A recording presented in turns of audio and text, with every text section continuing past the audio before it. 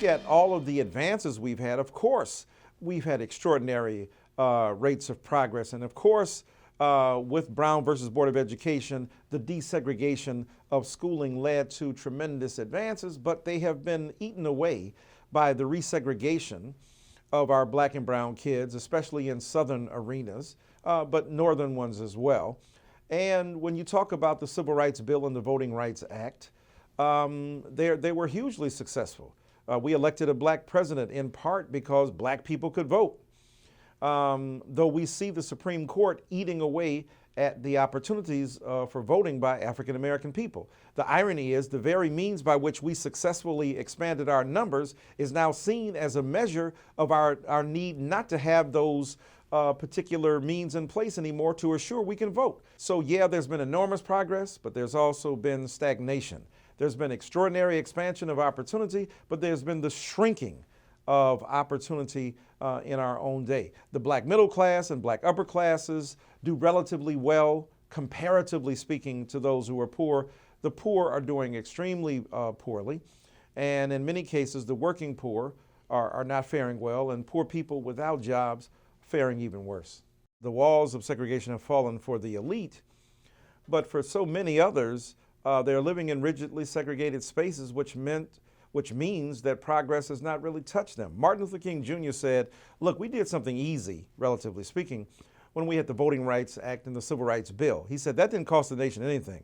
Now, the Poor People's March on Washington, that's going to cost the nation something. Now, to reorganize the logic of American democracy along economic axes, that costs something.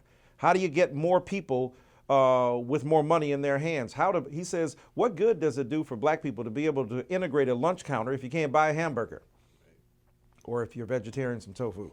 So the point is that King said the economic frontier was one of the last great ones that we had to confront. And let's be honest, the economic frontier has prevented the flourishing of black people who are poor and black people who are working and black people who are rigidly segregated and black people who don't have interactions with the dominant culture, who are not afforded the opportunities to work or play or think or be employed or go to school in the dominant white world. So that the institutions of black America have suffered to the degree that not only has segregation been attacked, rightfully so, but self-segregation, the choices black people make among themselves, has also been stigmatized. And at the same time, however, the institutions that we support have not kept pace with the way in which the expansion of black opportunity has occurred.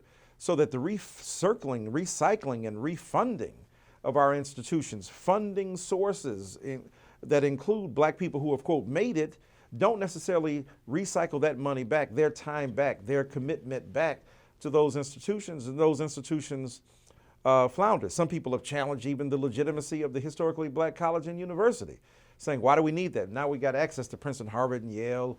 Do we need Spelman, Morehouse, and Talladega? Well, hell yeah, we do. Because most of our black undergraduates continue to graduate from historically black colleges or universities. And many of the people that go on, that is, at least in regard to those who go on to get graduate education, so that those black people who pursue graduate education are still disproportionately graduating from historically black colleges or universities. That lets us know that those institutions play a key role in educating our children, but also creating economic beds upon which we can rest. So, when we say, have black people made it and has it been a success? On the one hand, we have to say yes. On the other hand, we have to say for millions more, it has not been an unqualified success. Obstacles remain, barriers are erected, and impediments are still in the way.